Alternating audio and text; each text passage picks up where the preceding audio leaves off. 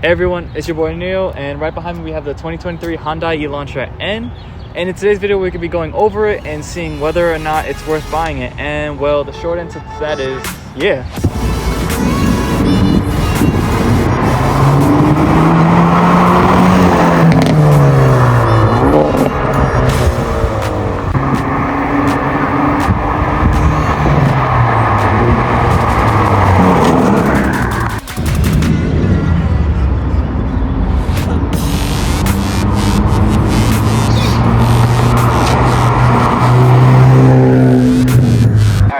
Have the brand new 2023 Hyundai Elantra N in the Performance Blue. This is only limited to the N-line cars, specific as far as my knowledge to this date. So to start off with the grill, they have the N logo badge, this nice red lip, and a lot of aggressive features on this bumper.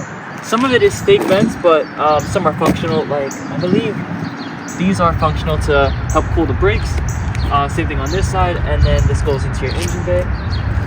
With this, it's a 2-liter 4-cylinder turbo engine. Michelin-powered sports with N-branded brake pads and a 19-inch or 19-inch rotor. Coming over to the side, you also have some more red with the N. This car is modified slightly. Added the louvers, Autobots, and the name of the car right there, and Rick Sanchez.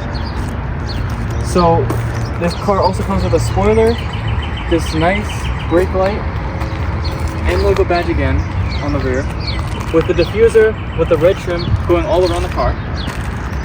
This car also has a backup camera with backup sensors, as you can see right here. And on the inside, you have this really nice leather steering wheel with blue stitching. You have these two buttons right here to select your drive mode. You also have that button right here, and also for your rear view camera. Right here is rev matching because this is a 6-speed manual transmission, with also leather and blue stitching. Blue stitching is all around the car with a blue ambient light right here. Wireless touchscreen with Apple CarPlay, Android Auto. Also has navigation, and it has N mode, which we're going to get into in a second. The seats are very comfortable, leather Alcantara in the middle with the glowing badge right there. So along with the 6-speed manual transmission, both the automatic, the DCT come with manual e-brake, which is nice to have. And for the screen right here, you have N mode. And what N mode does is it opens up the valves, makes the car run faster, stiffer, and louder. So if you press this right here, you can select between the regular, eco, normal, and sport. And then you can put this into N mode, which is the track-oriented mode. And right here is where you can go. If you press N mode, it's going to do a little animation. Right here, it's going to show you your oil temperature, throttle percentage, engine temperature, lap timer, your speed as well as your RPM, brake pressure. And then right here you can select the circuit if you're at any of these racetracks on here. And then if you swipe to the right, you have all of your controls. So you can, in your custom mode, you can make the engine run as it would in N mode or in Eco, however you want to customize it. You can stiffen your steering as well here. You can mess around with your differential. You can also turn on rev matching, whether it's going to be a little bit more aggressive or a little less. Right here it shows you your G-force. You also have launch control options for this car. I haven't actually gotten the chance to drive this car due to other reasons, but another review will be coming out shortly when I'm able to then drive this car. Also, if you look down here, there is a Elantra floor mat with a metal N logo right there for you. You also have two cup holders right here, and right above the shifter, you have the cigarette lighter port right here. That's powering this dash cam right up here. This middle one right here is for your Apple CarPlay or Android Auto, and then the one on the right is for charging anything like this diffuser right here. With the climate control, you have heated seats on both sides. You have your AC controls here to change temperature. You also have your defroster for the front, the back, and then to circulate the air off right there. You have buttons right up here for the radio. So look at the door. You have a Bose sound system, power windows all around with locks on it, and a speaker with Alcantara up there. Other steering wheel controls, you have your voice control, your different modes, selectors. You also have lane keep assist, as well as cruise control. media functions over here as well. Right over here, this is the dimness or brightness of all of your electronics. So at nighttime, these buttons or anything that glows will glow brighter or lesser depending on this. Right here you can turn off your lane keep assist, and right here you can turn off your traction control. Vents right here, and ambient lighting all throughout here. And one thing that I really love about this car is that it's a full digital dash. So when you're switching between all the different modes, when you press it, there's always a little animation between with each ones, and this one has a carbon fiber style gauge clusters. And then when you go ahead and press N mode, here's where it gets cooler, where you have just your speedometer, or you just have your tachometer with whatever gear. You have your oil temperature, engine temperature there, and then also on the sides here you can have your G-force, you can have your tire pressure, also your PSI and torque that you're producing, and these are track times that you are able to track. Also on the steering wheel, you do have a little N badge right here, which is a pretty nice touch. And overall, the car feels very comfortable with the steering wheel. Very soft to the touch, and yeah, feels great. Over here, you do have a door sill with both the trunk release and the gas release right down there. When you come to the trunk, the way you open it, it's very sleek design. It's this button right here. You press it and it pops up, and you can open it. And right there you can see a rear bar to help stiffen the car, so this way for track days, or if you wanted to go a little bit faster, you have a little bit better control with the car and stiffness. And standard with most sedans, you have the pull to drop the seats in the rear, which we're going to go take a look at right now. And opening up the seats in the rear is similar to the front ones. They have both leather and Alcantara with blue stitching. It is a really roomy car. I fit comfortably in the back.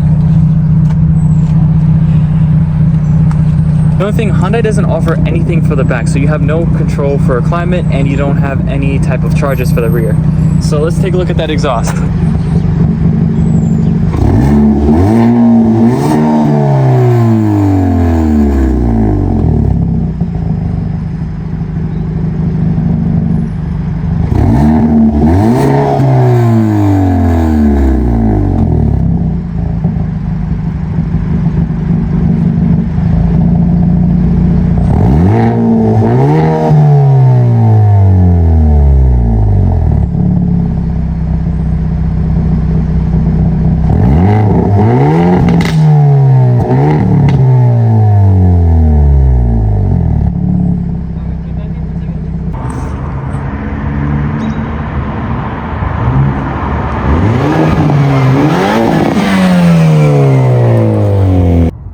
Okay, it's nighttime now, but here's another really cool feature I want to show you with the Elantra remote.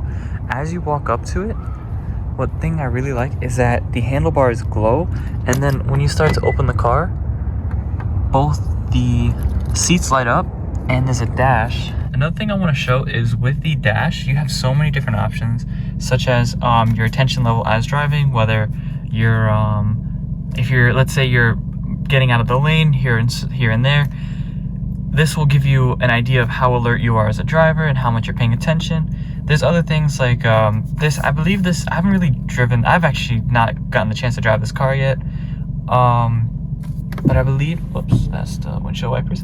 This will kind of say an idea of whether you're in the lane or not. You also have this where it shows your turbo, torque. This is all in the normal mode. Lap times, G-force, temperatures. That goes back to that. Shows your miles per hour, info, and then compass, which is a really nice feature. I had this on my old car, my 2010 CC, and I loved it. My SI doesn't have a compass, and I do aviation on the side, so that's a function that we do use, so it's nice to have that. It's actually gotten me home a few times. And then tire pressure. And then, you know, you have your basic the gas, temperature, and then, you know, your typical miles and all that stuff, and then the little displays, which I think are pretty cool.